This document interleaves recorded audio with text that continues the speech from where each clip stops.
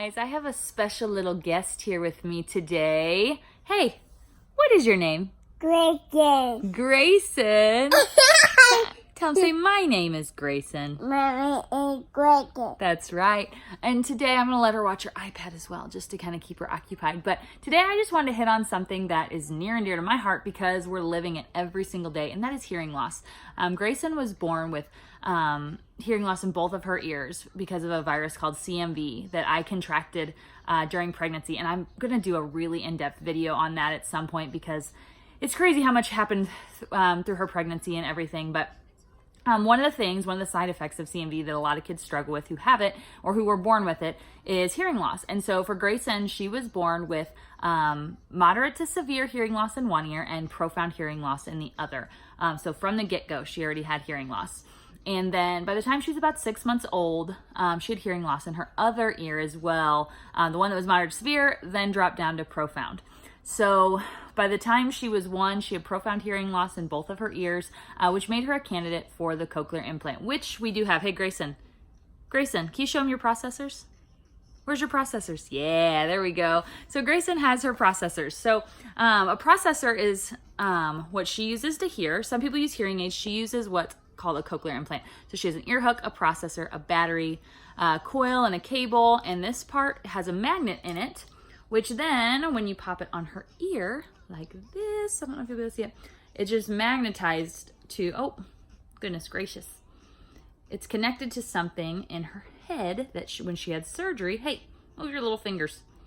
Boom. So it just magnetizes to her head. When they put the coils inside her ear that run into her cochlea, these electrodes, there's a magnet then that's inside of her head that connects these two pieces. So the sound goes in the microphone right here, goes through this cable up here to the coil, which then passes it through to the electrodes that are on the inside of her head. And then those electrodes send different information to her brain, letting her hear things. So when she has these on, she can hear. Hey, Grayson, see, you can hear. Now, if I pop these off, little test run. Ooh. Ah. Yeah, she's just guessing. Now, if I put these back on. Hey, Grayson, can we try that again? Ready? Yeah. E. E. O. Ah.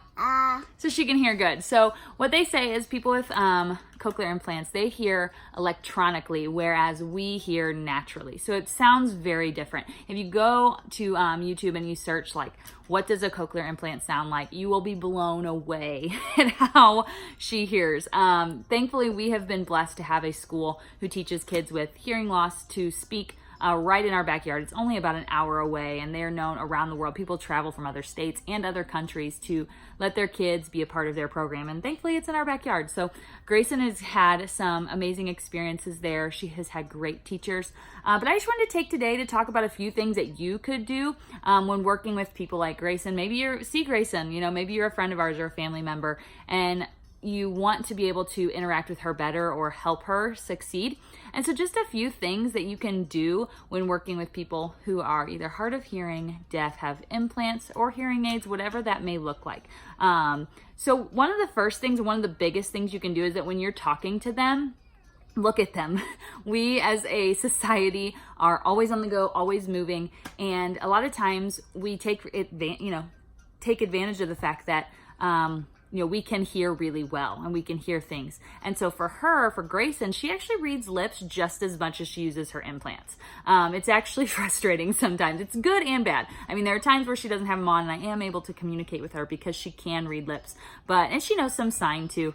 But there are other times where I don't want her to know what I'm saying, and she's been able to figure it out. So when you are working with people who have hearing loss, one of the best things you can do is talk in an even tone, enunciate your words. Don't try to jumble them together. Just take your time. You don't have to go really slow like this, but just take your time and let them have that extra time to process what you're saying and to really use their brain, because it's much tougher. Their brains are working 3 to 4 times as hard as ours are to take what they're hearing, even with their implants on, and process it.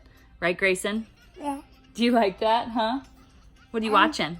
I watch the iPad. You're watching the iPad, yeah. Now, another thing that you can do is minimize your background noise.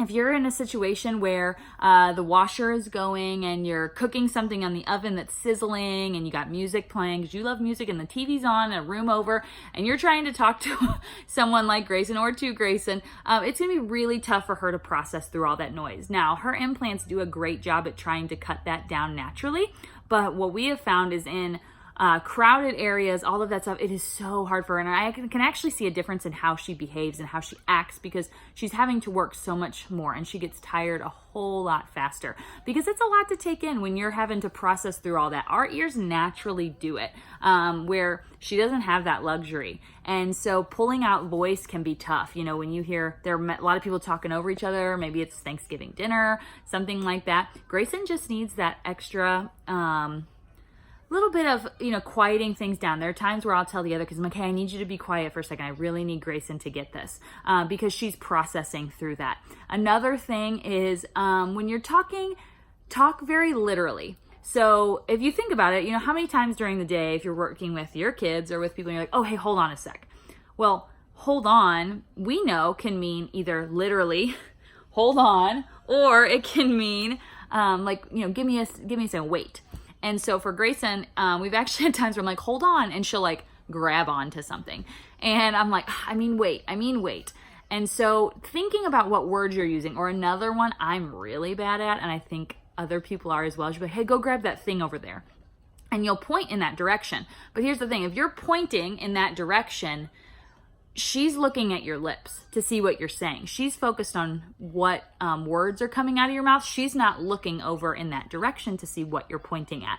And so good Lord, how many times in the course of the day I'm like, hey, go over by the thing and grab the other thing in the bag, Like she's so focused on what's coming out of my mouth. She's not looking in the direction I'm pointing. And so what I need to be saying is, hey, in the diaper bag, there is a blue container of wipes. Can you get mommy the wipes? Another thing is to repeat yourself.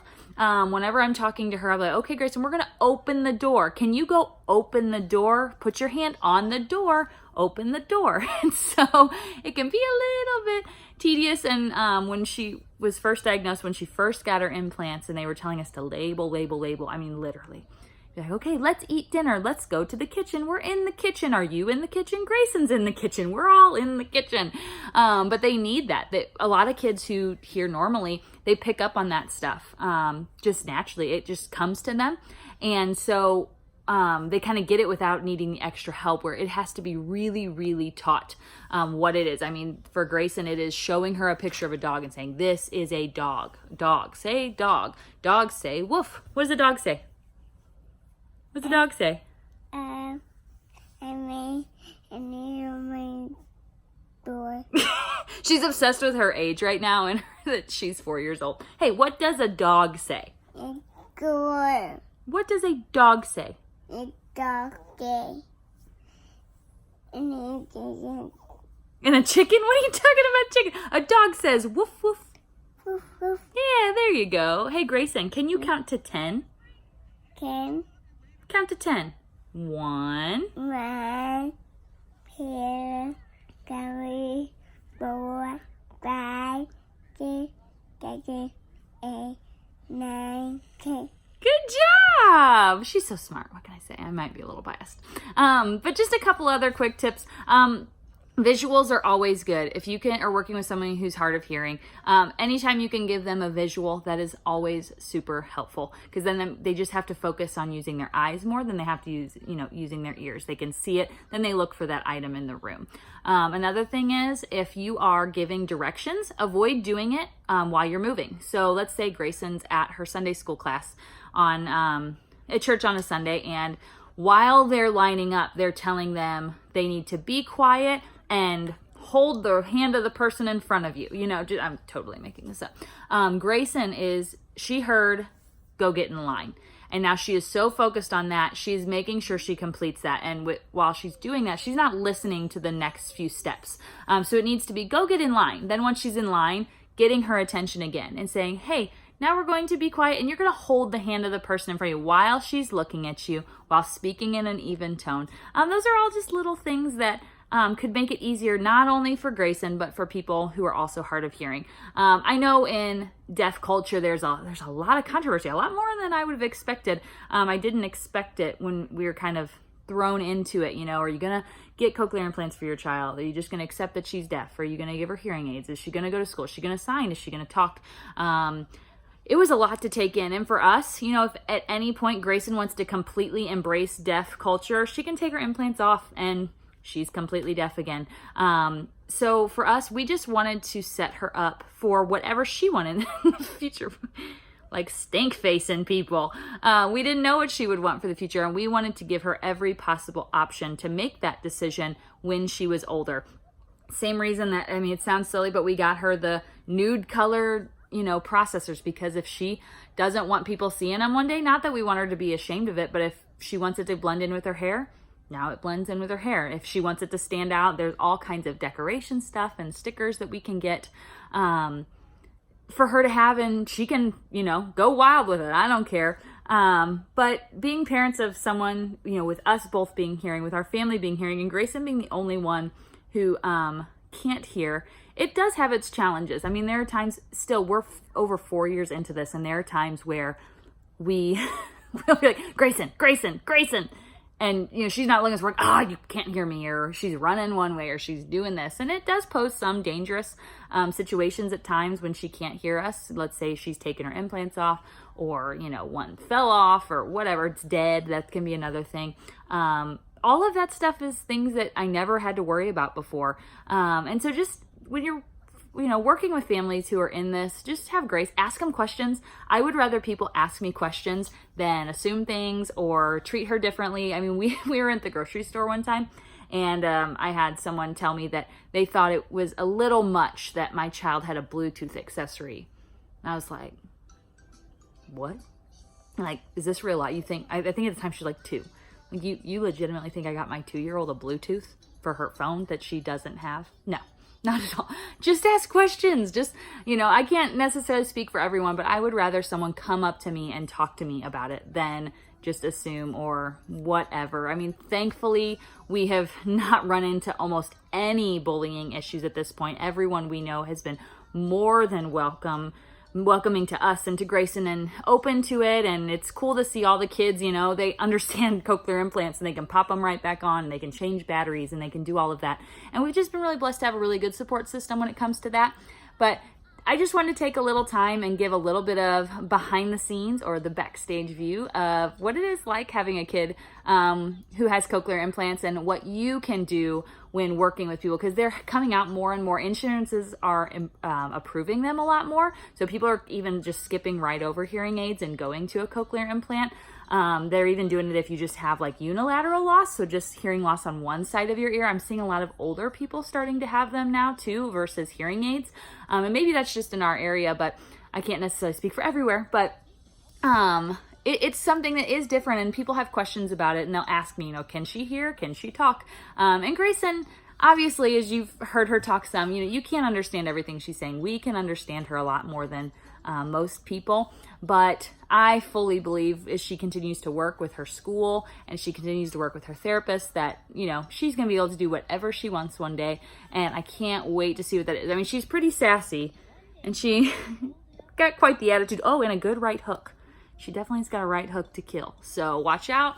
Don't pick on her because she'll take you out. Oh, that brings me to another thing real fast. One thing with people who are hard of hearing, they will read your body language very well. We have had instances where Grayson has seen people giving body language that didn't match their words. So like one time there was someone coming to tickle Silas and they were like gonna tickle him. Totally having fun. Silas was having fun. They were having fun. She did not take it as that and went over and lost it on him. There was when we were at the doctor's office and the ladies came in with the shots. All she knew was that these ladies walked in and they made my brother and sister start crying. So she kicked them and practically assaulted their legs because she wasn't paying attention to noises or to what I was saying it was okay and they were okay. She was just reading their body language. So watch your body language too, and know that if you're ever around Grayson and you tick her off, she'll take you out. And she likes to watch TV. Yeah. But anyway, have a great day, guys. I hope this video was helpful. And if you have any other questions, feel free to reach out to us on social media or here in the comments.